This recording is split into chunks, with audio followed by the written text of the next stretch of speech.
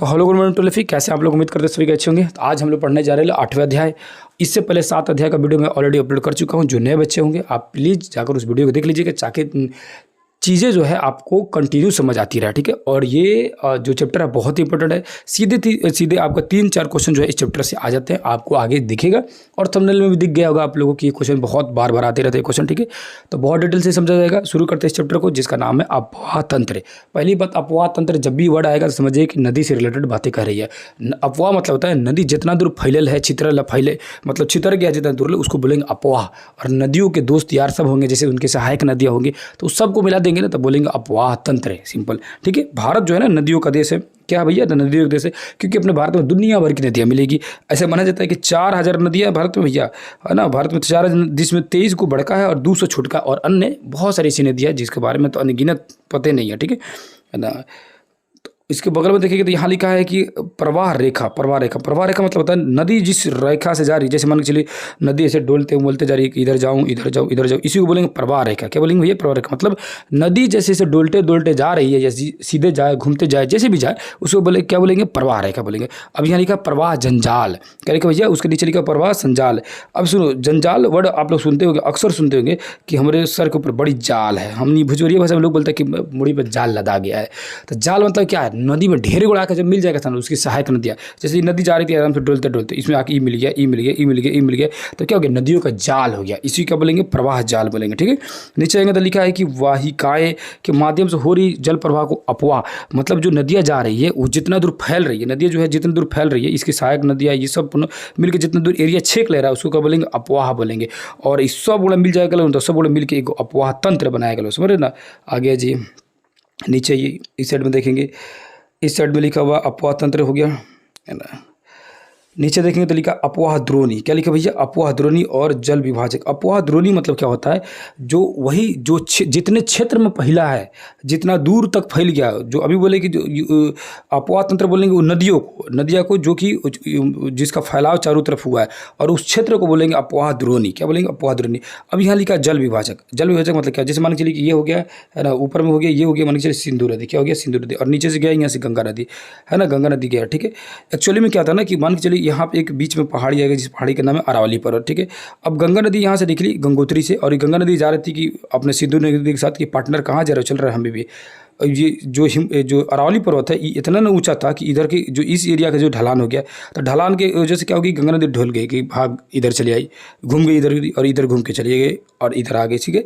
यानी इसका मतलब क्या हुआ कि ये जो अरावली जो पर्वत है, ये सिंधु को और इस गंगा को बांट दिया, दोनों को भगा दिया। दोनों के बीच में खड़ा होकर मान चलिए कि जैसे गार्जियन की तरह खड़ा होकर बोला तू है ना जो, तीन ना जो, ठीक है, दोनों को बांट दिया। इसी क्या बोलेंगे? जल विभाजक, ठीक है, सिंपल बात।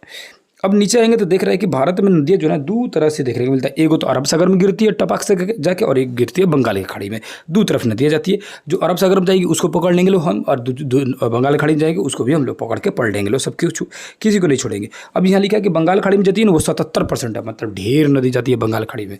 और अरब सागर में जाने वाली मात्र 23% है। जो बच गया 23% वो कहाँ जाती है? अरब सागर में। अरब सागर में जाने वाली नदियाँ बहुत ही कम है। मोस्टली नदियाँ ज़्यादातर आप नाम सुने होंगे, नर्मदा, ताप्ती, पेरियार, ये सब नदियाँ जो है अरब सागर में जाती है। उसके बाद से बाकी सारी नदियाँ जो है सब जगह गिर जाती है किधर? बंगाल की खाड़ी में। यानी बंगाल की खाड़ी में ढेर नदी जाती है, ठीक है। अब यहाँ 3 चीज़ें दिखी है, प्रमुख नदी द्रोणी, मध्यम नदी द्रोणी, लघु नदी द्रोणी।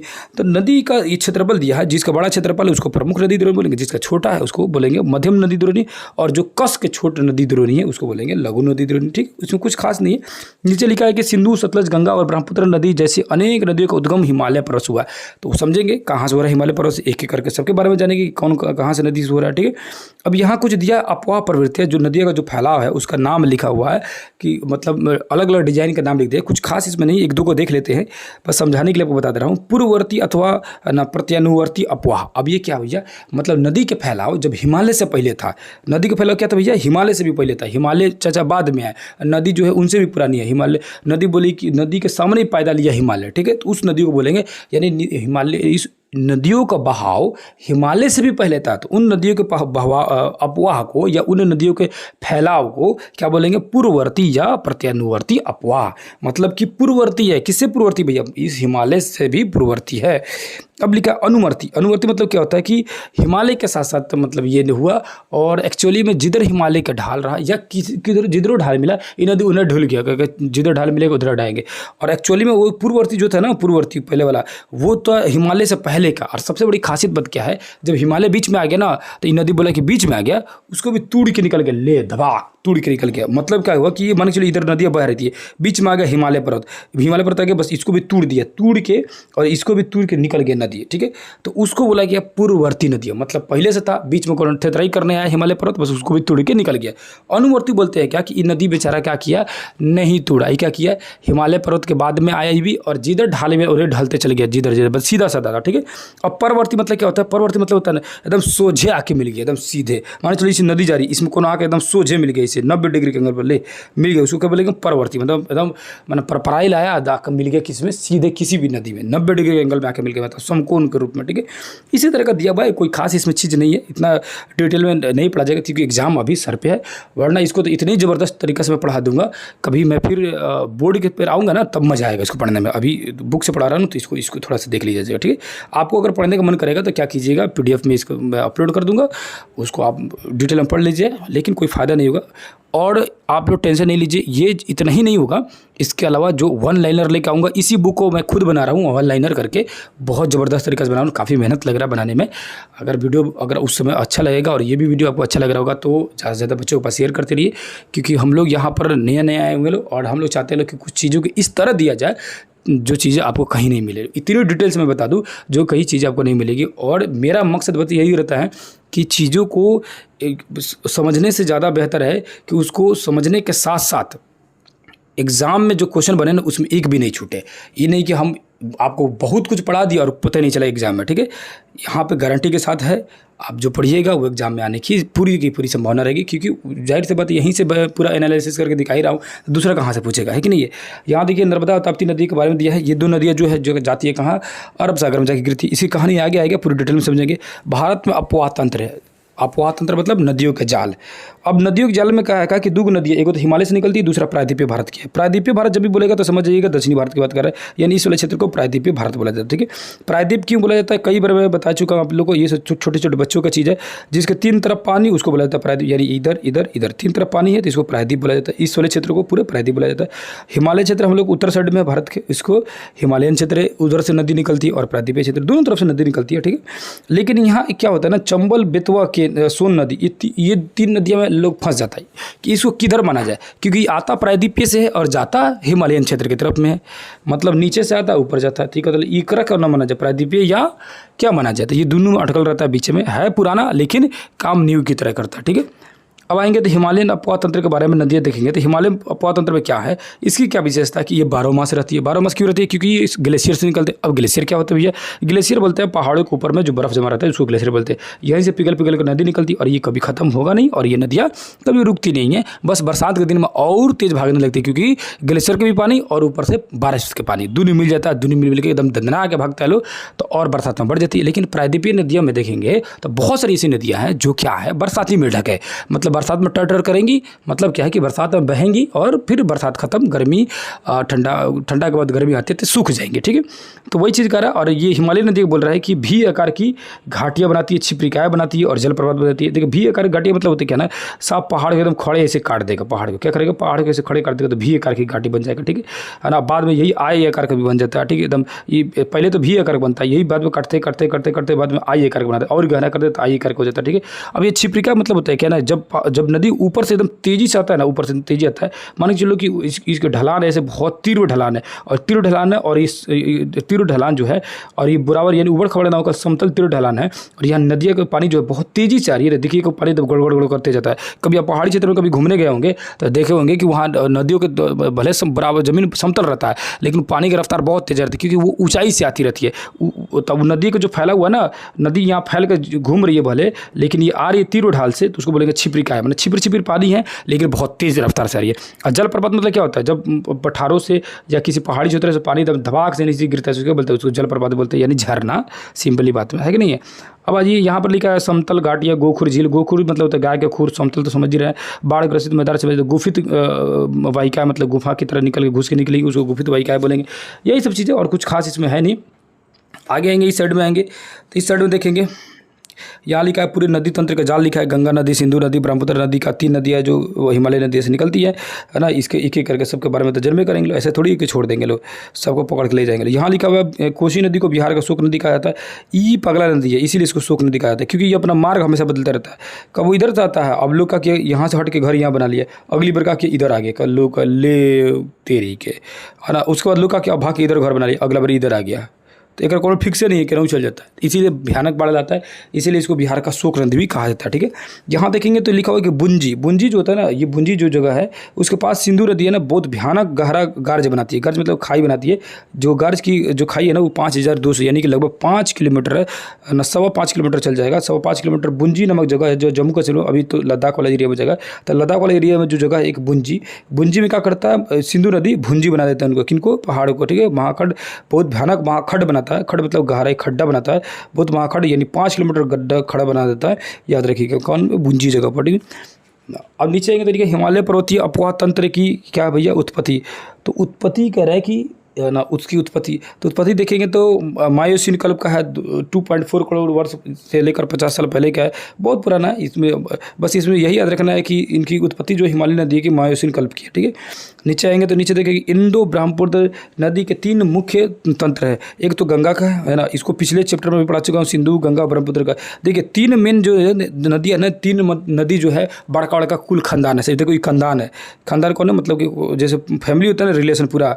तो ये सिंधु का खानदान है, गंगा खानदान और ब्रह्मपुत्र, सबके खानदान के बारे में पढ़ेंगे लोग। पहले पढ़ते लोग सिंधु के खानदान के, क्या परिवार में कौन कौन है सब। ठीक है, अब नीचे आइएगा तो इसके बारे में देखेंगे किधर गया सिंधु खानदान भैया। आज यहाँ सिंधु के खानदान यहाँ से शुरू करते हैं कि सिंधु के परिवार में कैसे। तो सबसे पहले सिंधु बाबा का जानते हैं कि सिंधु बाबा खुद 11,65,000 वर्ग किलोमीटर फैला है, लेकिन भारत के अंदर ये 3,21,289 किलोमीटर है। देखो पूरे इनका खानदान जो है ना भारत से पाकिस्तान ले पहुँचल है। ठीक है, मतलब सिंधु नदी भारत में नहीं है, पाकिस्तान ले गया हुआ है, और पूरे पाकिस्तान में टोटल इनका परिवार का देख लिया जाएगा तो कितना दूर ले इनका घर परिवार दुआर फैलल है। तो 11,65,000 में इनका एरिया जो है क्षेत्रफल है।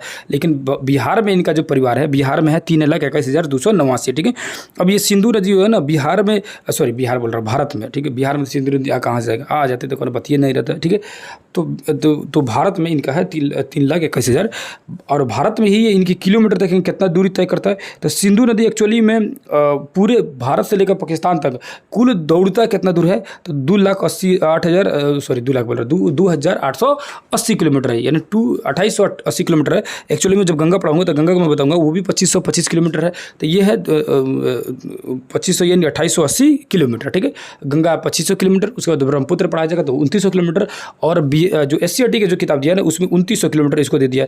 तो 20 किलोमीटर जो तनी मनी बढ़ा दिया, ऐसे तनी बढ़ा सोचता है कि बच्चा सब कितना याद करेगा सर, तो गोटे दे देता है 2900 किलोमीटर के 2880 करेगा, है कि नहीं है। अच्छा किया है ना, बिहार बोर्ड वाला थोड़ा सा होशियारी करता है, जानता है लेकिन को मेहनत लगेगा ना। तो 2900 सीधे खड़े मार दिया कि सिंधु भी 2900, ब्रह्मपुत्र भी 2900, बस ये जो गंगा जो है 2525 किलोमीटर। ठीक है, तो ये तो नाप जो कि चलता है। और ये NCERT जो है, NCERT नहीं, ये किताब तो बहुत ज़बरदस्त है, ये मेरा फेवरेट बुक है। इस बुक से मैं अक्सर मैं जितनी बार भी बताया हूँ, इसमें से ज्योग्राफी क्वेश्चन एक बार भी इससे बाहर नहीं आया हुआ है। आप लोग पढ़िए, और मैं कुछ अलग प्लानिंग में हूँ, इसका वन लाइनर लेके आऊँगा, इसका MCQ लेके आऊँगा, इतना कुछ इसका ला दूंगा कि आपका ज्योग्राफी जो है इतनी तगड़ा हो जाएगी कि 48 में आप 40+ मार्क आइएगा। उसके बाद आप लोग देखिएगा लोग, एक अलग ही एनर्जी मिलेगी। जो चीज़ शुरू किया हूँ उसको एकदम अंजाम तक पहुँचा कर रहूँगा, घबराना नहीं है। ठीक है, बस आप लोगों का सपोर्ट रहेगा तो बहुत सी चीज़ें आगे तक जाएगी। ठीक है, तो यहाँ देखेंगे तो भारत में जो है ना सिंधु नदी है 1114 किलोमीटर। ठीक है, तो 1000 किलोमीटर है भारत में, और 2800 किलोमीटर है पूरा कुल खानदान इनका भारत से लेकर पाकिस्तान तक। ठीक है, अब इधर आएंगे, इस साइड में नीचे क्या है, नीचे मैप है इनका। ठीक है, इस साइड में देखेंगे, इस साइड में देखेंगे तो लिख रहा है कि सिंधु नदी निकलता कहाँ है, तो भैया सिंधु नदी निकलता है वो कैलाश पर्वत के, है ना, बोखरचू के निकट हिम से निकलता है। बोखरचू याद रखिएगा, बोखरचू से निकलता है कैलाश पर्वत। ठीक है, कैलाश पर्वत मैं बताऊंगा। कैलाश पर्वत अगर देखना चाहते हैं तो ये वाला क्षेत्र हो जाता है, ये वाला जो क्षेत्र होता है यहाँ मानसरोवर झील है, इसी मानसरोवर झील से निकलता है एक्चुअली में। ठीक है, मानसरोवर झील इसी यहीं पे पर्वत है, पर्वत का नाम है कैलाश पर्वत। ठीक है, तो क्या भैया कैलाश पर्वत के निकट में बोखरचू के निकट से निकलता है, जो कि 4160 मीटर ऊंचाई पे है। यानी ये बोखरचू यानी कि जो हिमनद है, यानी जो ग्लेशियर है, वो 4104 किलोमीटर ऊंचा है, सिंपली समझिए। ठीक है, और ये तिब्बत से जहाँ निकलता है इन्हें सिन्नी बखान या सिर मुख कहा जाता है। जगह को बोलता है सिर मुख बोलता है। लद्दाख जास्कर श्रेणी के बीच में उत्तर पश्चिम दिशा में बहती हुई लद्दाख और बल्टिस्तान में गुजरती है। और उसके बाद से ये कश्मीर के गिलगिट के समीप में एक दार्शनिक महाखड्डा बनाती है।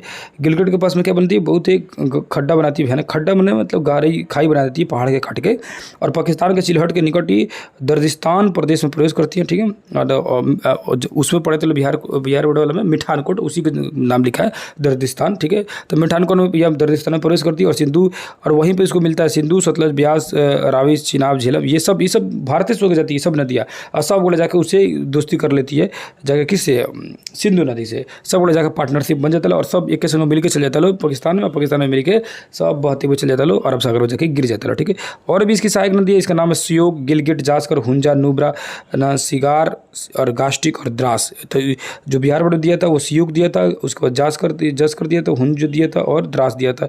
गिलगिट और ये नुब्रा भी दिया हुआ था। 4-5 नदियाँ दी हुई थी इसकी सहायक नदी। ठीक है, अब इसको देखेंगे तो अटक से इसके पहाड़ियों से बाहर निकलती है, और दाहिनी तरफ काबुल की नदी मिलती है। देखो काबुल नदी जो अफगानिस्तान से, तो वो भी सिंधु नदी में आके मिलती है। देखो इधर से ये सब ना झेलम, रावी, ब्यास, सतलज, ये सब मिलता है, ऊपर से आके काबुल नदी में मिलती है जो अफगानिस्तान से आती है।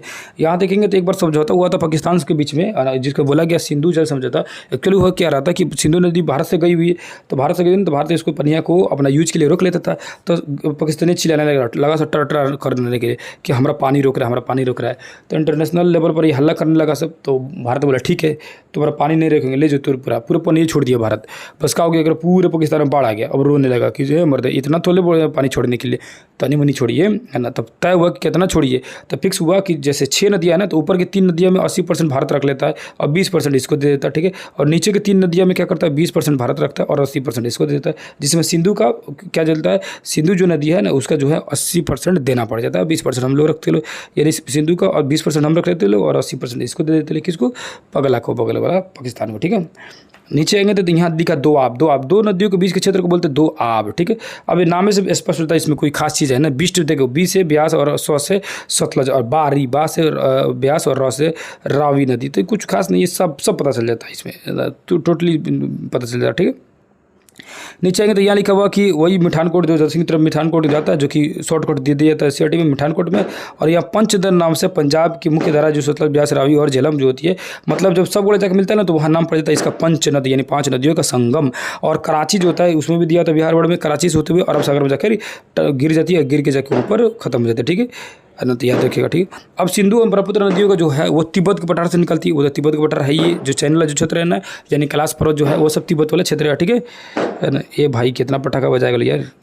अब ये श्योक नदी की मध्य एशिया में, इसको क्या लिखा है, श्योक नदी मध्य एशिया में यारकंडी या काराकोरम क्षेत्र में इसको मृत्यु की नदी कहा जाता है। याद रखिए कि श्योक नदी जो है इसमें इंपॉर्टेंट बन जाता है। श्योक नदी है तो सहायक नदी है किसकी, सिंधु की, इसको मृत्यु की नदी बोला जाता है। याद रखिए, वाह, सुता देगा, श्योक मतलब सुला देगा, श्योक नदी मृत्यु की नदी कहा जाता है। ये काराकोरम क्षेत्र है, इसको काराकोरम क्षेत्र आपको मालूम है, पहाड़ी इलाका जो है, इसको K2, उसके बाद लद्दाख, जास्कर, पीर पंजाल। ठीक है, जास्कर, ये जास्कर और पीर पंजाल, जास्कर जो होता है महाल हिमालय का हिस्सा, और पीर पंजाल जो है मध्य हिमालय का हिस्सा रहता है। ठीक है, और बाकी सब नदी पर्वत है जो ट्रांस हिमालय भी कहा जाता है।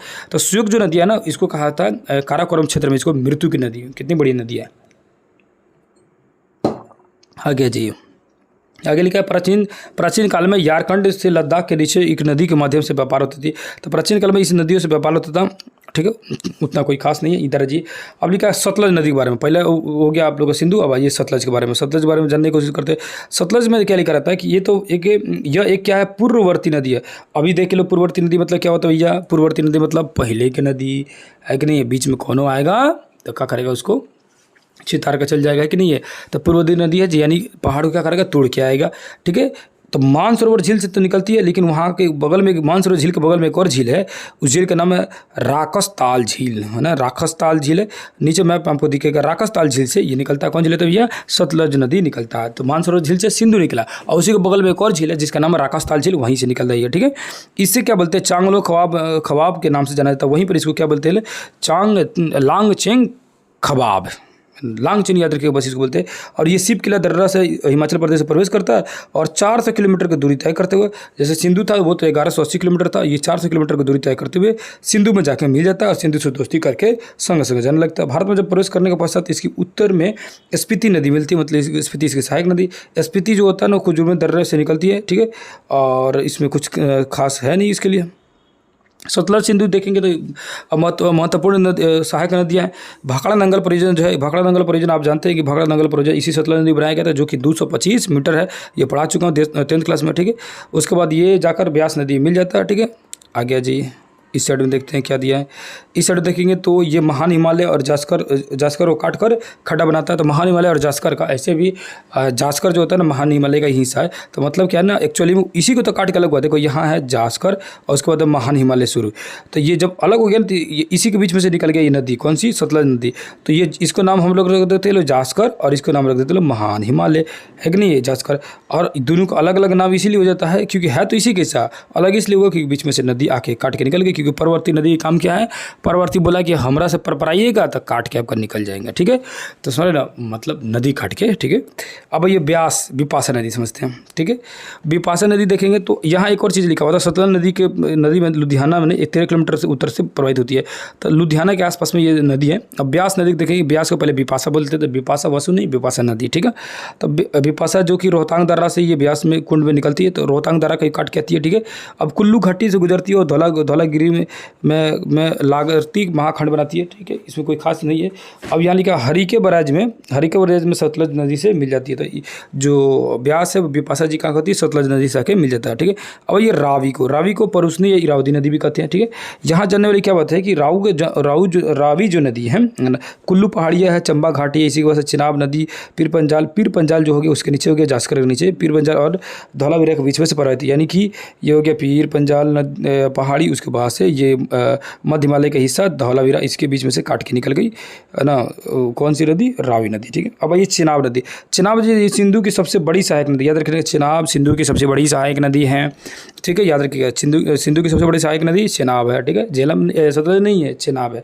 अब ये झेलम जो है ना झेलते रहता है क्योंकि ये पाकिस्तान और भारत के बॉर्डर पर एकदम है, ठीक है। तो ये क्या कर रहा है, झेल रहा है। पीर पंजाल गिरिपथ में से बेरीनाग झरने से निकलती है। तो बेरीनाग झरने से निकलती है कौन भैया, झेलम नदी, बेरीनाग, ठीक है। झेलते हुए आती है, पाकिस्तान में प्रवेश करती है और नदी श्रीनगर और बुल्लर झील को बहते हुए एक गहरे खार्ज में गुजरती है और ये झांग निकट में चिनाब नदी से मिल जाती है। बहुत कुछ नहीं इसमें। गंगा नदी तंत्र के बारे में समझेंगे, गंगा के बारे में समझते हैं। अब सिंधु की नदी तंत्र यानी सिंधु का खानदान हो गया खत्म, अब गंगा का खानदान को समझेंगे। ये वीडियो होगा काफ़ी लंबा लेकिन होगा बड़ी मज़ेदार, क्वेश्चन एकदम भरपूर आएगा और चीज़ों को इतनी मतलब बढ़िया से इंजॉय करते करते समझा दूंगा, है ना। भले हमें थोड़ी परेशानी होगी लेकिन आप लोगों को इतनी ज़बरदस्त तरीके से समझा दूंगा कि चीज़ें एक बार में दिमाग में लोड हो जाएगी। अब ये गंगा नदी के बारे में सोचते हैं। गंगा नदी खानदान को जानते हैं। पहली बात कि 2525 किलोमीटर की लंबी दूरी तय करता है भारत में, ठीक है। उसके बाद ये उत्तराखंड से निकलता है, उत्तरकाशी जिले में प्रवेश करता है। उसके बाद इसका गंगोत्री हिमनद से निकलता है ना, 3900 मीटर की ऊंचाई से निकलता है, यानी ये है 3900 मीटर, यानी कि ऊंचा काफ़ी है, ठीक है। उसके बाद ये भागीरथी नाम से निकलता है, जहाँ से निकलता है उसका नाम रहता है भागीरथी। बाद में अलकनंदा से मिलता है ना, तब इसका नाम पड़ जाता है गंगा। नीचे आएगा, यहाँ लिखा हुआ देवप्रयाग अलकनंदा में, ठीक है। तो नीचे आएगा तो देखेंगे गंगा नदी उत्तराखंड में 310 किलोमीटर उत्तर प्रदेश में 1100। अब देखिए ये मज़ेदार चीज़ है, बहुत मज़ेदार चीज़ है।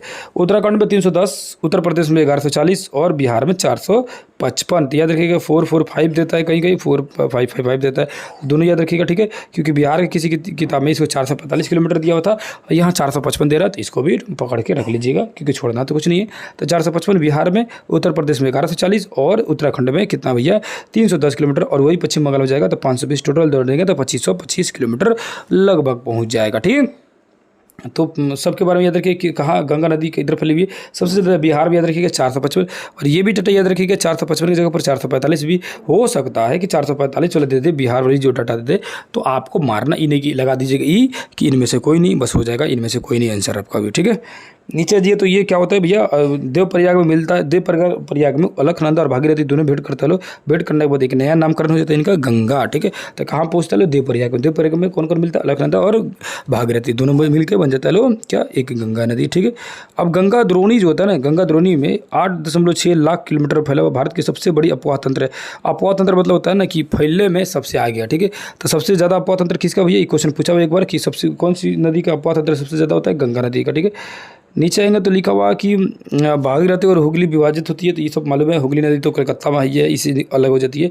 ठीक है, अलग होकर चली जाती है, जैसे ये गंगा ऐसे जाती है तो इसी में से हुगली निकल के चली जाती है और फिर आगे आके इसी में मिल जाती है। ठीक है, आगे आएंगे तो अलग नदी की एक सहायक नदी, जिस नदी का नाम है पिंडार, कर्णप्रयाग, वेल्ती और मंदाकिनी और काली नदी।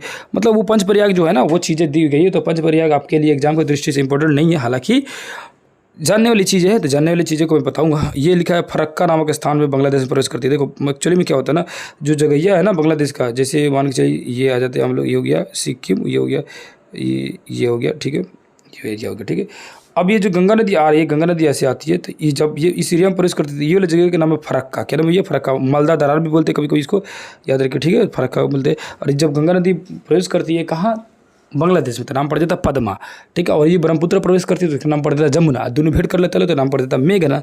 जैसे ब्रह्मपुत्र नदी को क्या बोलते भैया, ब्रह्मपुत्र नदी दोनों जाकर मिल जाता तब मेघना, और ब्रह्मपुत्र को तो जमुना ऐसे बोला जाता है, कहाँ, बांग्लादेश में। ठीक है, सुंदरवन डेल्टा देखेंगे तो सुंदरवन डेल्टा जो होता है, ये डेल्टा जो है, ये सुंदरवन डेल्टा इस गंगा नदी द्वारा और ब्रह्मपुत्र नदी दोनों द्वारा अपने संगे ढेर सारा पाकी उकी माटी उटी लेके आता या सब उल्टी कर देता, भर छेटी उल्टी रास्ता भर लेके आया लो, यहाँ उल्टी करने से क्या हुआ कि यहाँ ढेर सारा गाद जमा हो गया। और यही गाद जो है धीरे धीरे मिट्टी में परिवर्तित हो जाता है, जो कि मिट्टी तो रहवे करता है पहले से, दलदली मिट्टी वहाँ पर तैयार हो जाता है। उस मिट्टी को बोला जाता है सुंदरवन डेल्टा, इसलिए क्योंकि वहाँ पे एक सुंदरवन नामक एक पेड़ पाई जाती है, सुंदरी नामक पेड़ पाई जाती है, जिसके कारण ये इसको सुंदरवन डेल्टा कहा जाता है। और दुनिया के सबसे तेजी से वृद्धि करने वाला ये डेल्टा, और दुनिया का सबसे बड़ा डेल्टा भी है। ठीक है, याद रखिएगा है ना। यहाँ जो है ना जल जो है 70% जो जल है वो क्या है, लवण है, यानी नमकीन जल है। ठीक है, अब इसको 1954 ईस्वी में नेशनल पार्क घोषित कर दिया। ये तो इंपॉर्टेंट चीज़ बन गई कि इसको नेशनल पार्क अब घोषित किया गया, ये तो 1954 ईस्वी में नेशनल पार्क इसको घोषित कर दिया। उसको देखेंगे विश्व का सबसे बड़ा नदी डेल्टा, ये मालूम है आप लोग को, बता ही चुका। नीचे आएंगे तो ये पंच प्रयाग का फोटो दिया हुआ कि कैसे कैसे प्रयाग बना। ठीक है, तो कोई खास नहीं है। अब नीचे आएंगे तो देखेंगे यहाँ लिखा, यहाँ जो बॉक्स में लिखा हुआ है इसको देख लेते। गंगा पर बैराज बनाकर इसमें जल को भागीरथी की ओर प्रवाहित करने का विचार सर्वप्रथम आर्थर कॉटन ने 1853 ईस्वी में दिया था। गंगा की धारा पर 17 किलोमीटर ऊपरी हिस्से पर बने बैराज को फरक्का नाम से जानता था। गंगा के ऊपर जो बैराज बना हुआ है, बैराज मतलब बांध जो बना हुआ है, उसे बोलते हैं ये फरक्का बैराज बोलते हैं। ठीक है, याद रखिएगा। ठीक है, नीचे आएंगे तो नीचे समझेगा मंदाकिनी नदी चौड़ाबाड़ी ताल नामक झील से निकलती है। तो चौड़ाबाड़ी ताल से कौन निकलती है, मंदाकिनी नदी निकलती है। ठीक है, उसको देखेंगे तो यहाँ लिखा हुआ है कि 12 नदियाँ हमेशा इसमें नदी आती है। इसकी सहायक नदी देखेंगे तो चंबल है, बेतवा है और सेन, और ये सब जाके मिलता है यमुना से, यमुना मिलती है गंगा से। ठीक है, जहाँ देखेंगे तो लिखा हुआ है कि गंगा की नदी के बाएं तट पर मिलने वाली जो सहायक नदी है वो रामगंगा है। बाएं तट से, बाएं और दाहिना याद रखिएगा, दाहिना राइट साइड और लेफ्ट साइड याद रखिएगा। ठीक है, तो बाएं तट से जो मिलने वाली वो नदी है रामगंगा, गोमती, घाघरा, गंडक, कोसी, महानंदा। ठीक है, और सागरदीप। नीचे देखेंगे तो जवाहरलाल नेहरू क्या कहते हैं, गंगा की विषय व्याख्या करते हुए कहते हैं क्या, ये जो नदी है ना बहुत भारतीय सभ्यता की कहानी है। वास्तव में गंगा भारतीय सभ्यता का ही पर्याय है। तो मतलब गंगा नदी मतलब भारतीय सभ्यता का पर्याय है। किसने बोला था, जवाहरलाल नेहरू ने बोला था। ठीक है, और फतेहपुर, इलाहाबाद, कानपुर, बनारसी, पटना, भागलपुर आदि जो गंगा नदी किनारे जो नगर है, तो याद रखिएगा फतेहपुर है, इलाहाबाद है, कानपुर है, बनारसी है, पटना है और भागलपुर। इलाहाबाद को प्रयागराज याद कर लीजिएगा। ये सब जो है किस किनारे, गंगा नदी किनारे, और अपना बिहार का पटना याद रखिएगा। ठीक है, यहाँ आएंगे देखेंगे तो इनके दुआब स्तर का नाम रखा है। दुआब स्तर भी कोई खास इसमें जानने वाली चीज़ नहीं है, चाहे तो आप इसको जान सकते हैं। बस ये सारण दुआब जो है ये बिहार में, इसको ध्यान रखिएगा। गंडक और बूढ़ी गंडक के बीच के जो दुआब इसको बोलते हैं सारण दुआब। ठीक है, और पूर्वी उत्तर प्रदेश जो घाघरा और गंडक के बीच में है उसको पूर्वी उत्तर प्रदेश बोलते हैं। मिथिला का मैदान बूढ़ी गंडक और कोसी के, तो मिथिला मैदान बस बूढ़ी गंडक और कोसी। और पश्चिम बंगाल जो होता है वो कोसी और महानंदा। पश्चिम बंगाल दुआब जो होते हैं कोसी और महानंदा के बीच में। ठीक है, याद रखिएगा। अवध का मैदान जो है वो गोमती और घाघरा के बीच में, गोमती और घाघरा के बीच में अवध। ठीक है, नीचे आएंगे तो नमामि गंगा जो है 2016 में शुरू किया गया था, लेकिन ये फ्लॉप हो गया, कोई खास फायदा उतना हुआ नहीं। फिर उसके बाद 1985 में भी शुरू किया गया था गंगा एक्शन प्लान करके, वो भी फ्लॉप हो गया। ठीक है, सब घोटाला करके लेने चलो। ठीक है, इस साइड में आएंगे तो गंगा स्मार्ट सिटी जो है 10 शहरों में विकसित करने की हाईब्रिज NUT आधारित मॉडल तैयार किया गया, लेकिन ये भी कोई खास सक्सेसफुल नहीं हुआ। ये चीज़ें करंट अफेयर में आएगी, हालांकि आपको टेंशन नहीं लेना है, इसलिए छोड़ के भाग रहा हूँ तो नहीं आएगा। यमुना नदी के बारे में जानते हैं। यमुना नदी को देखेंगे तो यमुना नदी जो है ये क्या भैया, तो यमुना नदी है ना, गंगा की सबसे पश्चिमी और सबसे बड़ी सबसे लंबी सहायक नदी है। तो क्वेश्चन पूछेगा सब गंगा की सबसे लंबी सहायक नदी, तो कहा है भैया यमुना नदी है, ठीक है, जो कि यमुनोत्री से निकलती है और इस हिमालय के क्षेत्र जो जगह है उसका नाम है बंदरपुच, क्या नाम भैया, तो बंदरपुच नाम है, ठीक है। तो हिमालय की जगह से क्या नाम भैया, बंदरपुच नाम है। तो यमुनोत्री निकलती है, यमुनोत्री की जो जगह है पहाड़ है उसका नाम क्या है भैया, बंदरपुच है, ठीक है। आगे चलते हैं तो जानते हैं आगे यमुना के बारे में, यमुना नदी के बारे में। यमुना नदी जो यमुनोत्री से निकलती है, जगह हिमालय का बंदरपुच है। याद रखिए बंदरपुच वाला को भी बहुत बार पूछा हुआ है। यमुनोत्री किस हिमालय से निकलती है, तो बंदरपुच से निकलती है, बंदरपुच श्रेणी से मतलब।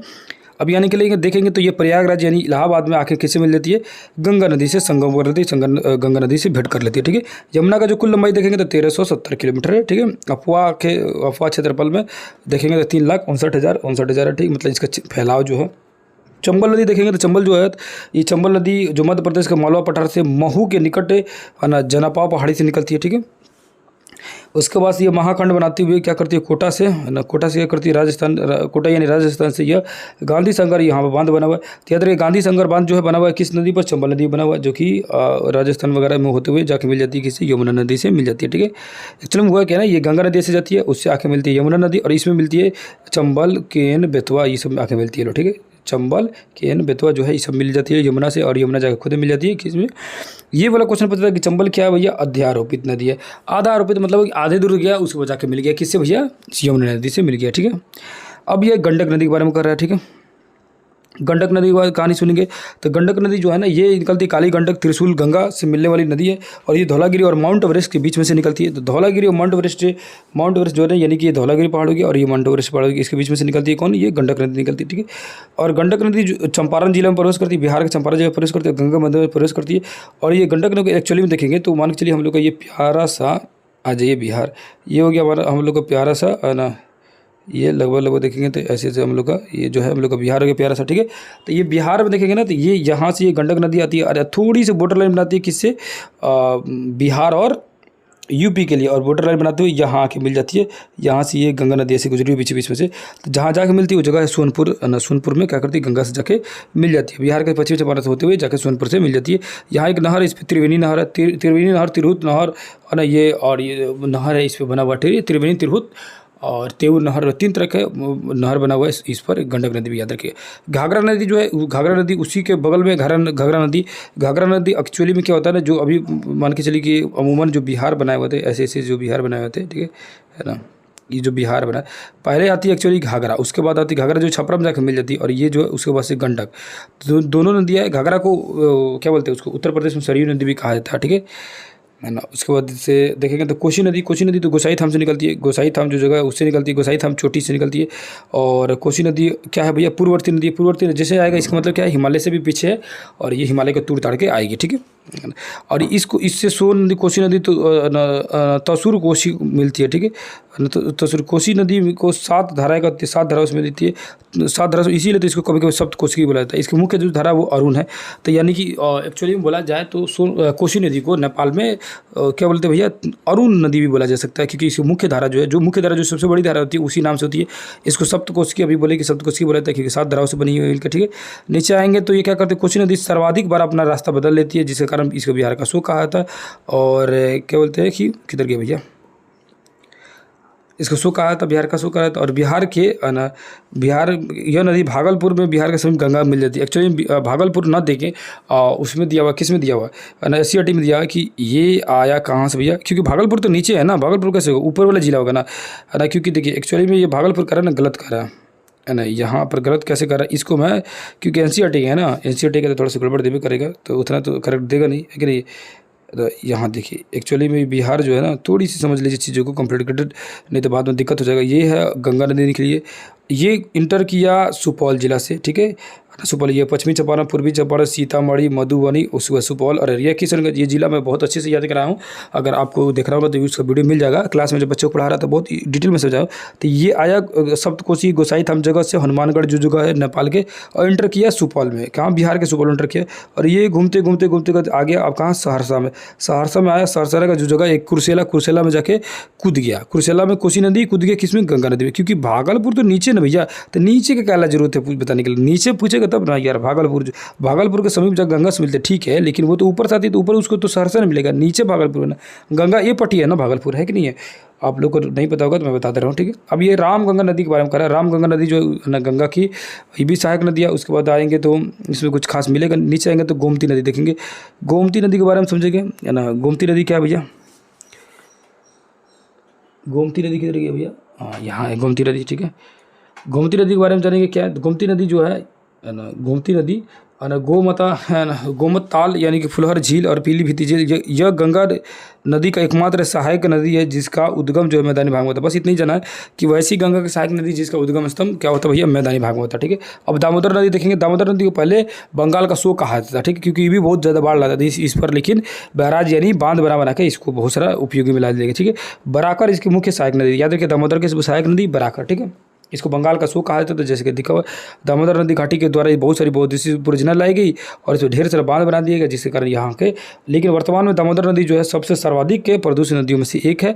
और देखा जाएगा तो यमुना नदी भी बहुत ज़्यादा प्रदूषित नदी है, ठीक है। उसके बाद से माही नदी, साबरमती नदी, ये सब प्रदूषित नदी में आता है, ठीक है, याद रखना। यहाँ लिखा है कि एक दो वैज्ञानिक के नाम लिखा है, उसको भी पकड़ लेते हैं। दामोदर नदी को एडन नहर वर्ष 1938 में निकाली गई। यह 65 किलोमीटर। दामोदर नदी से कौन सी नहर निकाली गई, एडन नहर निकाली गई, याद रखना।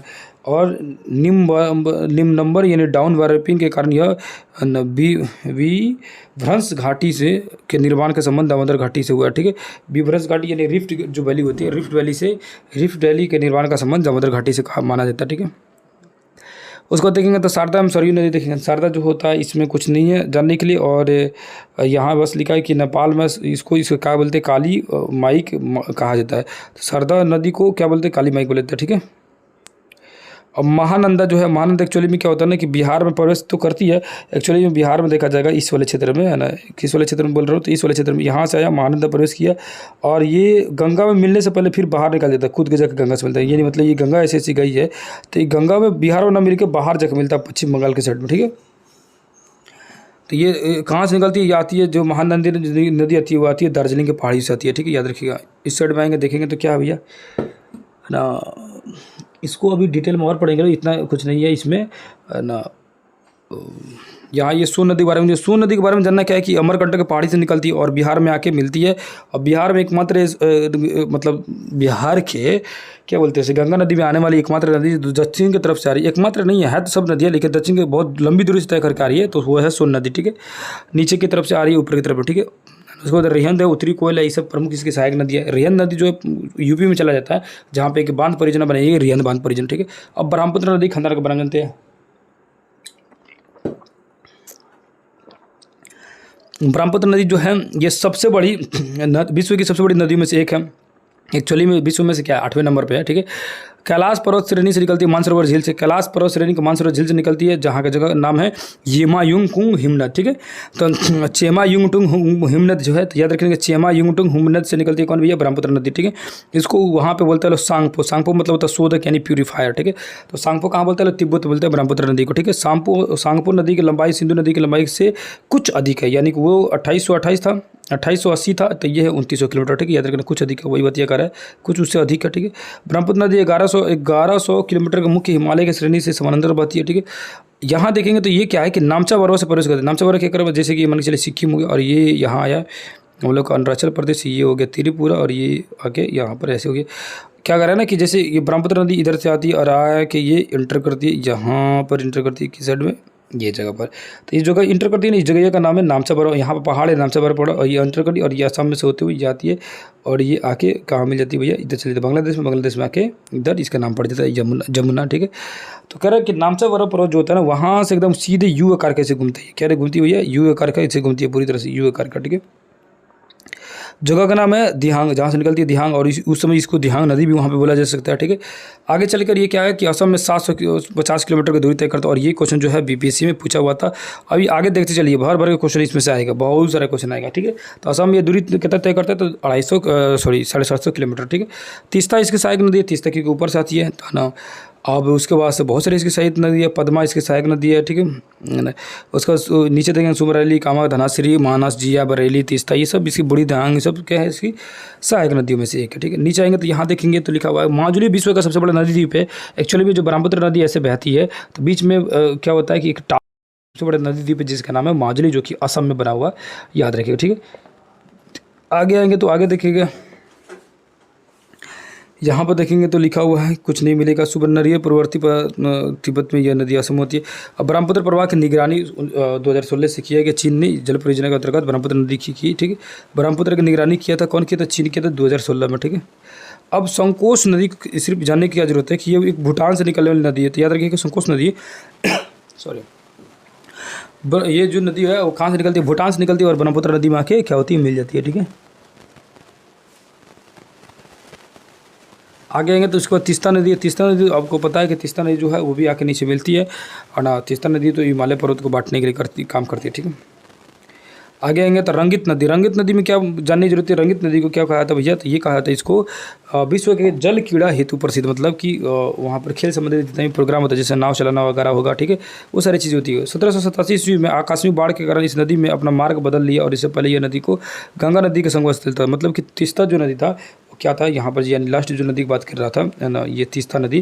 तो तीस्ता नदी क्या हुआ कि क्या हुआ कि समय से के साथ ये अपने क्या रास्ता बदल लिया, रास्ता नहीं तो पहले क्या था, ये गंगा नदी में जाकर मिलता था, समय के साथ अब रास्ता बदल लिया, अब नहीं मिलता जाएगा, उसमें ब्रह्मपुत्र में जाकर मिल जाता है। मानस नदी देखेंगे तो मानस ये असम के आसपास में जाएगा, मानस नदी। ठीक है, ब्रह्मपुत्र का प्रवेश होता है, हो जाएगा सुबनसिरी नदी। ठीक है, तो सुबनसिरी नदी के बारे में आगे आएगा, पढ़ेंगे। धनसिरी नदी देखेंगे तो धनसिरी नदी भी जो नागालैंड और लैसांग चोटी में। बराक नदी के बारे में जानेंगे। बराक नदी को बांग्लादेश में असल सुरमन नदी भी कहा जाता है।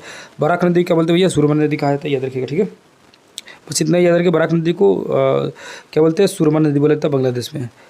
कालादान नदी देखेंगे, काला नदी के बारे में, फिर ये सुरमन नदी के बारे में दिया कि 1900 किलोमीटर की लंबी प्रवाहित करती है ना, अच्छा खासा ये नदी है। ठीक है, आगे आएंगे तो अपरादीपीय नदी यानी हिमालय नदी हो गया कंप्लीट। और प्रायद्वीपीय नदी के बारे में समझेंगे लोग। ठीक है, समझते हैं प्रायद्वीपीय नदी के बारे में। प्रायद्वीपीय नदी यानी कि दक्षिण भारत की नदी के बारे में कहा जा रहा है, उसके बारे में समझने की कोशिश करते हैं लोग। ठीक है, जो कि पश्चिमी घाट और पूर्वी घाट दो तरफ नदियाँ बहेगी, एक तो पश्चिमी घाट की तरफ जाएगी और दूसरा पूर्वी घाट में जाएगी।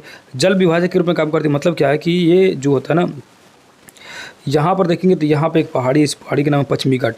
यही क्या करती है, नदी को इधर भगा देती है और कुछ नदी को इधर भगा देती है, मतलब जैसे नर्मदा ताप्ती को। ठीक है, तो ये जल विभाजक के रूप में काम कर रही है। ठीक है, अब ये टर्सरी काल क्या है, टर्सरी काल कोई खास पुराना काल नहीं हुआ। यहाँ देखेंगे तो ये जो मैप दिया है, इस मैप को एक बार थोड़ा बच्चे से देख लेंगे, छोटा छोटा कर देता हूँ, तब मज़ा आएगा इसको देखने में। सरदार सरोवर देखेंगे तो ये कौन सी, सरदार सरोवर जो बांध बना हुआ है ये नर्मदा नदी बना हुआ है। ठीक है, उसके बाद देखेंगे तो और चीज़ें, हीराकुंड बांध जो है वो गंगा नदी बना हुआ है। देखिए जो ब्लैक वाला डॉट है ना, वो उसका मतलब बांध, और ऐसे ऐसे जो बहा हुआ उसको नदी। ठीक है, तो हीराकुंड बांध महानदी में बना हुआ जो कि सबसे लंबी बांध परियोजना। ठीक है, याद रखिए। उसके बाद से आ जाइएगा तो यहाँ पर देखिएगा तो सरदार सरोवर बांध जो है वो किसी नर्मदा नदी पर। ठीक है, उसके बाद गोदावरी बना है प्रवारा। ठीक है, कृष्णा पर कोयन बना है कृष्णा नदी पर। नागार्जुन जो बना है, नागार्जुन बांध परियोजना बना है वो तुंगभद्रा पर। नागार्जुन देखेंगे तो तुंगभद्रा पर। ठीक है, सॉरी नागार्जुन जो है वो कृष्ण नदी बना हुआ है, नागार्जुन बांध सागर। उसके बाद तुंगभद्रा पर बना हुआ है। ठीक है, पेन्नार देखेंगे, मेट्टूर देखेंगे तो वो कावेरी नदी पर मेट्टूर। ठीक है, तो ये चीज़ें चाहेंगे तो मैं आपसे आप पढ़ सकते हैं, याद कर सकते हैं। यहाँ दिया हुआ है विश्व की सबसे बड़ी नदी एस्चुरी का निर्माण करता है। ठीक है, अब ये एस्चुरी क्या होता है इसको जानते हैं। एस्चुरी मतलब क्या होता है, एक्चुअली में क्या होता है कि जब नदी दो पहाड़ों के बीच में से निकलती है, मान के चलिए कि ये पहाड़ों के, ठीक है ना, इन पहाड़ों के बीच में से नदियाँ जब निकलेगी, यानी पहाड़ों के मध्य में से जब नदियाँ निकलती है। ठीक है, पहाड़ों के मध्य में से क्या होती है, नदियाँ निकलती है। ठीक है, ये दो तरह के पहाड़ हो गए। ठीक है, अब इसके बीच में से नदी जब निकलेगी तो उसको क्या हो गया ना, ये नदी अपने संग मिट्टी लेके जा ही नहीं सकती, क्योंकि पहाड़ के बीच में फंस जाएगा मिट्टी, और सिर्फ अपने साथ कंकड़ ले जाएगी, कंकड़ नीचे लाके गिराएगी, उसी को एस्चुरी बोलते हैं, सिंपल समझिए। ठीक है, विश्व की सबसे बड़ी एस्चुरी सेंट लॉरेंस नदी द्वारा बनाई जाती है। ठीक है, याद रखिएगा विश्व की सबसे जो एस्चुरी बनाती है वो कौन सी नदी बनाती है, सेंट लॉरेंस बनाती है। ठीक है, एस्चुरी आपको समझ आ गया, एस्चुरी किसे कहते हैं। ठीक है, आ गया जी।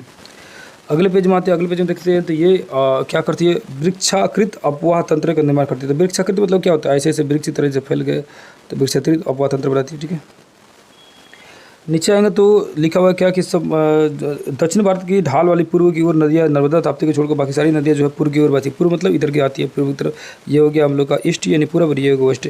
नर्मदा ताप्ती को छोड़कर बाकी सारी नदी उधर ही जाती है। एक छोटा सा करियाल में पेरियार नदी आती है, वो भी इधर आ जाता है, अरब सागर की तरफ आ जाता है। ठीक है, अब लिखा कि यहाँ लिखा स्वर्ण रेखा महानदा गोदावरी कृष्णा कावेरी पल्लार, और ये जो नदी है वो दक्षिण भारत की ओर पातंत्र करती है, मतलब इस साइड में, दक्षिण भारत की तरफ मतलब इधर साइड में आती है। ठीक है,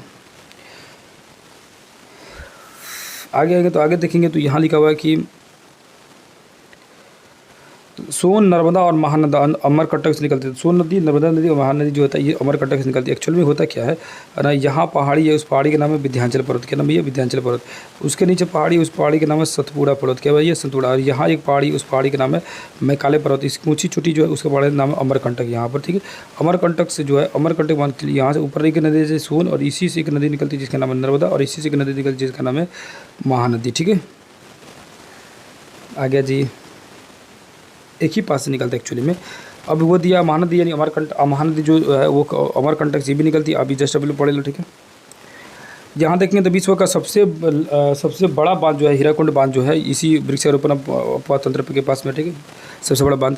अब देखेंगे गोदावरी नदी। गोदावरी नदी को दक्षिण का गंगा या बूढ़ी गंडा भी कहा जाता है। ये साहब कई बार क्वेश्चन पूछेगा बीपी से, ये भी आया था क्वेश्चन। नीचे आएंगे तो देखेंगे तो गोदावरी नदी को है ना राजमुंदरी और कोशंबरी से जोड़ने वाला एक एशियाई का सबसे बड़ा रेल सड़क मार्ग है। तो रेल सड़क मार्ग किसे बन रहा है? तो गोदावरी नदी बन रहा है, जो कि एशियाई को जोड़ेगा। ठीक है, अन्य दूसरे क्षेत्रों से। अब देखेंगे तो कृष्णा नदी के बारे में। तो कृष्णा नदी महाबलेश्वर के निकट से निकलती है, बंगाल साइड में। ठीक है, नीचे आएंगे तो कृष्णा नदी का हमेशा जल विवाद, और ये भी क्वेश्चन पूछा हुआ था। कृष्णा नदी का जल विवाद आंध्र प्रदेश, कर्नाटक और महाराष्ट्र से हमेशा लगा रहता है। यानी कि सही से मैप के हिसाब से देखा जाए तो ये हो गया महाराष्ट्र, उसके बाद हो जाएगा कर्नाटक, उसके बाद हो जाएगा आंध्र प्रदेश। ये तीनों में कृष्णा नदी का विवाद लगा रहता है कि हमको पानी ज़्यादा छोड़ रहा है या मत नहीं दे रहा है, कुछ भी। ठीक है, अब इसी बीच में एक शिव समुद्र और श्रीरंगपट्टनम जो द्वीप है, छोटा छोटा द्वीप है इस नदी में, जो कावेरी नदी है। ठीक है, अब यहाँ आएंगे तो लिखा हुआ है कि शिव समुद्रम जो जलप्रपात है, शिव समुद्र, ये भारत का दूसरा बड़ा जलप्रपात है। जलप्रपात मतलब झरना। पहले जलप्रपात कौन सा भैया? तो गरसोप्पा, ये जो गया गरसोप्पा है। ठीक है, तो दूसरा नंबर जलप्रपात सबसे बड़ा कौन सा? शिव समुद्रम जलप्रपात। ठीक है, तो अरावती नदी। अरावती नदी कावेरी की सहायक नदी, बस इतना याद रखिए। नर्मदा नदी। नर्मदा नदी जो है ये दोनों पहाड़ों के बीच में घुसती है, और ये क्या बोलती है, धुआंधार जलप्रपात का निर्माण करती है। ठीक है, आगे आते हैं, आगे समझने की कोशिश करते हैं। यहाँ देखेंगे तो लिखा सरदार सरोवर परियोजना, और ये भी बीपीएससी में क्वेश्चन पूछा हुआ है कि सरदार सरोवर जो परियोजना, एक तो नर्मदा नदी बनी हुई, और इससे कौन कौन राज्य जो प्रभावित मतलब फायदा उठा रहा है? तो मध्य प्रदेश, गुजरात और महाराष्ट्र। यदि मध्य प्रदेश, गुजरात, महाराष्ट्र जो है इससे फायदा उठा रहा है, किससे? सरदार सरोवर बांध से। ठीक है, नीचे आएंगे तब ताप्ती नदी देखेंगे। ताप्ती नदी जो है ये बैतूल के जिले में सतपुड़ा की श्रृंखला में पाई जाती है। ठीक है, तापी नदी बैतूल जिले से निकलता है, और कुछ इसमें खाम नहीं है। अब लूनी नदी देखेंगे तो लूनी नदी जो होता है ना, लूनी नदी जो होता है राजस्थान में सबसे बड़ी नदी तंत्र है, और ये पुष्कर झील से निकलती है, और ये रास्ते में खत्म हो जाता है। ठीक है, लूनी नदी जो होता है इसको कच्छ के रण में ही क्या होता है, कच्छ के रण में जाकर ये विलीन हो जाता है। इसको अल्पकालिक बोलेंगे। अल्पकालिक मतलब होता है कि जो समुद्र से जाकर ना मिले, इससे कहेंगे जो लवणीय झील है और समुद्र से जो ना मिले उसको अल्पकालिक बोलेंगे। ठीक है, नीचे आएंगे तो काली नदी जो कहेंगे। काली नदी जो पश्चिमी घाट से पर्वतीय क्षेत्र में स्थित होता है, जो कि चाँप के आकार के बना रहता है। ठीक है, इस साइड में देखेंगे तो यहाँ पर मिलेगा माही नदी, जो कि खंभात खड़ी में जाकर गिरती है। याद रखिएगा माही नदी जो है, और इसमें ये भी याद रखना है माही नदी के बारे में कि माही नदी जो होता है ना वो कर्क रेखा दो बार काटता है। कहीं लिखा है कि नहीं लिखा है? नहीं लिखा तो याद रखिएगा माही नदी कर्क रेखा दो बार काटता है, क्योंकि भारत का बीचों बीच से गुजरी कर्क रेखा, और इसको ऐसे दो बार ऐसे काटता है। ठीक है, माही नदी, और जाकर खंभात खड़ी में गिर जाता है। ठीक है, मीठी नदी जो होता है मुंबई में स्थित बिहार झील को मीठी नदी कहा जाता है। ठीक है, यहाँ देखेंगे तो मांडवी नदी। मांडवी नदी को देखेंगे तो मांडवी नदी जो है गोवा का इसका जीवन रेखा कहते हैं। ये बहुत इंपॉर्टेंट है, याद रखिएगा। गोवा का जीवन रेखा किस नदी को बोलते हैं? तो मांडवी नदी को कहा जाता है। ठीक है, अब दूसरी नदी है जुआरी नदी। जुआरी नदी जो है ना ये प्रवाहित होने वाली गंगा की सबसे बड़ी नदी है। तो गंगा बोल रहा हूँ, गोवा की सबसे बड़ी नदी जो प्रवाहित वाली, और ये जुआरी नदी जो है कौन सी है? जुआरी नदी है, और सबसे बड़ी नदी जो है वो जुआरी नदी। ठीक है, तो जुआरी नदी और जो गोवा की जो जीवन रेखा होती है उसको बोलते हैं मांडवी नदी। केरल की जीवन रेखा किसे बोलते हैं? तो याद रखिए केरल के जो जीवन रेखा है उसको बोलते हैं लोग पेन्नारी नाम से। मतलब केरल की सबसे बड़ी नदी जो है भरतपुझा है, जो अन्नामलाई पहाड़ियों में निकलती है। ठीक है,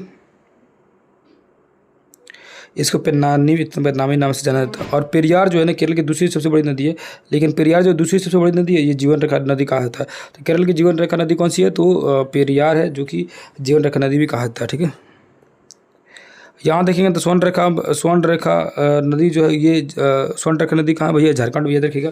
और इस पर एक जलप्रपात है, उसका नाम है हुंड्रू जलप्रपात। ठीक है, एक जलप्रपात एक अलग सेपरेट एक वीडियो बना दूंगा, 2-3 मिनट का होगा, उसको आप समझ चाहेंगे तो समझ सकते हैं और आसानी से। ठीक है, यहाँ दिया है कि कौन सा नदी स्थल किस ग्लेशियर से निकलते, कहाँ से निकलते, जो चीज़ें अभी पढ़े हैं उसी का यहाँ पर नोट्स टाइप के दे दिया, आप चाहे तो इसको पढ़ सकते हैं। अब यहाँ वही लिखा है, प्रायद्वीपीय भारत की मुख्य नदी है, प्रायद्वीपीय भारत की कौन नदी, गोदावरी वगैरह इसकी सहायक नदी है, चाहे तो याद कर सकते हैं। भारत की प्रमुख नदियाँ दिया है, प्रमुख नदियाँ कौन सा है, सिंधु है, सतलज है, ठीक है, चेनाब है, रावी है, ब्यास है, यमुना है। यमुना का देख लेते तो वो यमुना बंदर पक्ष से निकलती है, देखो किया हम लोग। रामायण गंगा ये नैनीताल के निकट निकलेंगे। ठीक है, गंडक के बारे में जानना जरूरी। गंडक जो है बिहार में आती है। तो गंडक के जो होता है इसका तिब्बत नेपाल तिब्बत के सीमा पर धौलागिरी पर्वत श्रेणी होती है, पटना के समीप सोनपुर को मिलती है, और काली नदी और त्रिशूली गंगा इसकी सहायक नदियाँ हैं। ठीक है, नीचे आएंगे अगले पेज में आएंगे तो इसमें बहुत सारी नदी के बारे में दिया, चाहे तो आप इसको वीडियो पॉज करके आप देख सकते हैं। ठीक है, विलुप्त सरस्वती नदी, विलुप्त एक्चुअली में सरस्वती नदी जो है तो पूरी तरह से खत्म हो गई है, लेकिन इसके बारे में पता करने के लिए बहुत सारे लोगों ने कोशिश किया। ओल्ड मैन जो था वो भी उसने भी कोशिश किया। ठीक है, विलुप्त नदी के बारे में पता लगाने के लिए 120 वर्ष पहले इसको माना था कि ये डूबी हुई है। ठीक है, तो ओल्ड मैन द्वारा इसको पता लगाया गया। श्री विष्णु श्रीधार वंकाकर ने किया था इसको, मतलब इसको जानने के लिए सबसे पहले शुरुआत। तीस्ता जलप्रपात, तीस्ता नदी सिक्किम में हुआ है। ठीक है, ये बांग्लादेश का ब्रह्मपुत्र नदी की सहायक नदी है। तो तीस्ता जो है ना ये पहले थी गंगा की सहायक नदी, अब हो गया ब्रह्मपुत्र की सहायक नदी। ठीक है, भारत में ये 52% और 48% हिस्सा जो है बांग्लादेश के चला जाता है तीस्ता नदी का। आगे आएंगे तो यहाँ चीज़ें इंपॉर्टेंट दी हुई है, इसको जानना जरूरी है, इसलिए जानना जरूरी है ताकि। और ये हो गया चैप्टर हमने को कंप्लीट होने के आकार पे आ गया। 10 मिनट का और वीडियो तुरंत कंप्लीट हो जाएगा। यहाँ दिया नगर और नदी, मतलब कौन सा नगर किस नदी किनारे है, तो इसमें से कुछ जानना है। लुधियाना जैसे देखेंगे सतलज नदी, लुधियाना सतलज नदी, लुधियाना सतलज। ले जो है ये सिंधु नदी। ठीक है, तो ले जो शहर है वो सिंधु नदी। कर्णप्रयाग पिंडार और अलकनंदा छोड़िए इसको। हैदराबाद जो है मूसी नदी किनारे बस हुआ। ठीक है, हैदराबाद मूसी नदी। उसके बाद उत्तरकाशी में भागीरथी नदी, कानपुर में गंगा नदी। ठीक है, नीचे आएंगे तो देखिए ठीक लगा हुआ है कोटा, कोटा जो है चंबल नदी, क्या भैया कोटा चंबल नदी किनारे है। ठीक है, गाजियाबाद जो है हिंडन नदी, और सूरत जो है ताप्ती नदी है। ठीक है, उसके बाद लखनऊ देखेंगे गोमती नदी है। ठीक है, बनारसी गंगा नदी, कटक महानदी। उसके बाद देखेंगे तो गया जो है फाल्गु नदी, गोरखपुर राप्ती नदी, अहमदाबाद में साबरमती नदी। ठीक है, इस साइड में देखेंगे तो मिलाएंगे तो ये है आगरा यमुना नदी किनारे। आगरा किस नदी किनारे भैया, आगरा ताजमहल यमुना नदी। इलाहाबाद जो है गंगा और यमुना के संगम स्थल में इलाहाबाद यानी प्रयागराज। ठीक है, भागलपुर में गंगा। ठीक है, ठीक है, जमशेदपुर में स्वर्ण रेखा एवं खरकई जो है स्वर्ण रेखा एवं खरकई जो जमशेदपुर। ठीक है, मथुरा जो है यमुना, मुंगेर गया, डिब्रूगढ़ ब्रह्मपुत्र, ओरछा बेतवा, बरेली रामगढ़। ठीक है, श्रीनगर में झेलम या बक्सर में गया। ठीक है, यही सब चीज़ें जो कि क्या भैया ना, ये नदियों के प्रमुख स्थल है, मतलब कहाँ से नदी निकलती है उसका प्रमुख स्थल। नदी बहाव प्रवृत्ति देखेंगे तो यहाँ लिखेंगे जल विसर्जन। जल विसर्जन मतलब आप सभी को पता होगा कि आप सभी लोग जब सरस्वती पूजा में बहुत सारा विसर्जन वगैरह देखे होंगे, विसर्जन खूब होता है। ठीक है, मैं भी बहुत सारा जाता था विसर्जनों में, है ना, कि एक्चुअली में है ना मैं संस्कृत से ही मैट्रिक किया, एंटर किया, तो संस्कृत को बहुत सारी चीज़ें मुझे पता है। और इतना तो जरूर है कि अपने दोस्तों में सर्किल में है ना, चाहे किसी भी धर्म जाति के लोग, उनसे ज़्यादा बेहतर तरीके से जो संस्कृत वगैरह जानते रहते थे। ठीक है, बहुत सारे ऐसे श्लोक को याद होगा हमको। ठीक है, तो और भी सब्जेक्ट से आदमी पढ़ा हुआ है, उर्दू हो संस्कृत हो, सारे सब्जेक्ट के बारे में नॉलेज रखता है। ठीक है, नीचे ये तो नर्मदा नदी के विसर्जन में देखेंगे तो यह जनवरी से जुलाई तक है, और अगस्त में ये इसका प्रवाह जो अधिकतम हो जाता है क्योंकि बारिश का समय जाता है। ठीक है, नदी प्रदूषण देखेंगे तो नदी प्रदूषण, किसी भी चीज़ को प्रदूषण तब कहेंगे जब उसमें अवांछनीय चीज़ें मिला दी गई, यानी कि बेकार चीज़ें मिला दी गई तो प्रदूषण कहेंगे। ये उद्योग धंधे से निकलने वाले कूड़े कचरे पर से बहुत ज़्यादा प्रदूषण होती है। ठीक है, नदियों का अर्थव्यवस्था का महत्व। ठीक है, अर्थव्यवस्था में इससे फ़ायदा तो है, इसमें बिजनेस वगैरह जहाँ चलता है तो फ़ायदा तो है। ठीक है, 22% बिजली भी उत्पादन ज़रा नदी द्वारा तो कम है क्या। ठीक है, जलप्रपात यानी झरना। झरना के बारे में देखेंगे तो इसकी चौड़ाई लंबाई भारत का सबसे बड़ा जलप्रपात जो है, सबसे बड़ा जलप्रपात जैसे बोला हुआ है कि वही गरसोपा का जलप्रपात है, जिसकी आयतन दृष्टि से भारत का सबसे बड़ा जलप्रपात है। राज्य में क्या हुई है, राज्य में कावेरी नदी पर स्थित शिव समुद्र जलप्रपात है। तो याद रखिए, ये चीज़ें मैं पीछे ही बता दिया आप लोगों को। अब नीचे आएंगे तो यहाँ देखेंगे तो लिखा सबसे ऊंचा जलप्रपात और उसका नाम वगैरह दिया है। ठीक है, आप चाहे तो इसको पढ़ सकते हैं। ठीक है,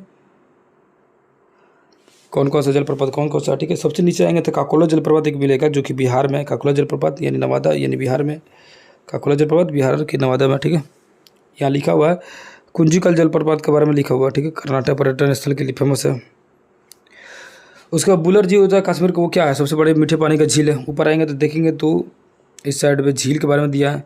गोखुर झील मालूम है, लैगून झील मालूम है आप लोगों को। लैगून झील समुद्र के किनारे होता है उसको लैगून झील बोलते हैं। गोखुर झील उसको बोलेंगे जैसे नदी आ रही है, नदी आते आते क्या हुआ कि अचानक से रास्ते में से कट गया और ये नदी ऐसे जाने लगी और बीच में ये हो गया, अलग हो गया, अलग छटा गया, ठीक है। ये क्या हो गया, अलग जैसे मान के चलिए इसको अलग कर देते, ये अलग छटा गया, अलग हो गया तो क्या हो गया, ये गाय के खुर की तरह बना थे, इसको खुर झील बोलेंगे, ठीक है। बुलर झील मीठे पानी झील। गोविंद सागर जो है, गोविंद सागर भाखड़ा दंगल परियोजना है, ठीक है। गोविंद सागर जो है क्या है, भाखड़ा दंगल पर बनी हुई एक परियोजना है, ठीक है।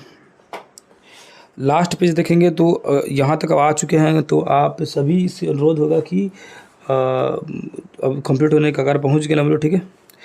यहाँ झीलें दी है लेकिन इसको देखना जरूरी है। मैप दिया हुआ है, इसमें मैप चाहें तो देख सकते हैं, समझ सकते हैं, लेकिन इसमें जानना इसलिए जरूरी है क्योंकि ध्यान से देखिएगा आप लोग तो इसमें चीज़ें आपको बहुत सारी चीज़ें मिलेगी, मज़ेदार चीज़ें। जैसे देखेंगे तो यहाँ लिखा हुआ ताजे पानी का सबसे बड़ा झील कौन सा भैया, तो बुलर झील। ताजे पानी का सबसे बड़ा झील तब बुलर झील है, ठीक है। उसके बाद से देखेंगे तो ना इस साइड बगल में आएंगे तो देखेंगे तो यह लिखा हुआ है लोकटल झील, कहाँ भैया, तो मणिपुर में। कभी कभी क्वेश्चन पूछता है लोकटल झील कहाँ भैया, पूर्वोत्तर भारत की सबसे बड़ी झील है। पूर्वोत्तर भारत की सबसे बड़ी जो झील है कौन सी है, तो पूर्वोत्तर भारत की बोल रहा है कि कौन सा हो जाएगा, तो वेम्बनाड झील हो जाएगा। भारत की सबसे बड़ी लैगून झील कौन सी है, तो सबसे बड़ी लैगून जो झील है वो चिल्का झील है।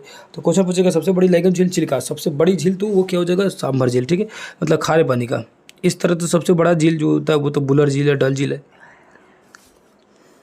आ गया जी लास्ट पेज जो देखेंगे चिल्का झील के बारे में जानेंगे।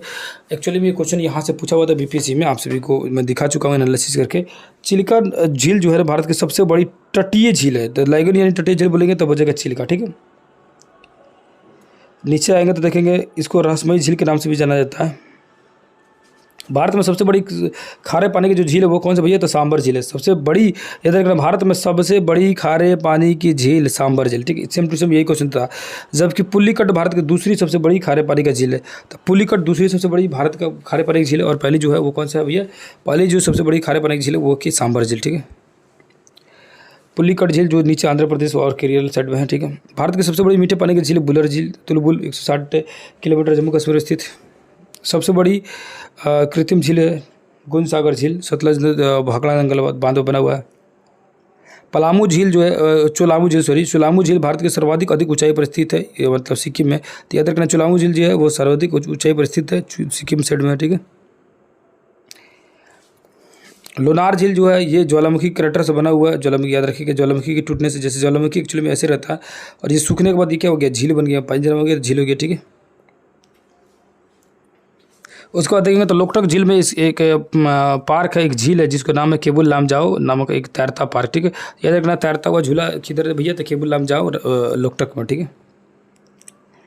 भारत का सबसे छोटा राजमार्ग कौन सा भैया, तो NH47A, ठीक है। NH47A जो है भारत का सबसे छोटा राजमार्ग है।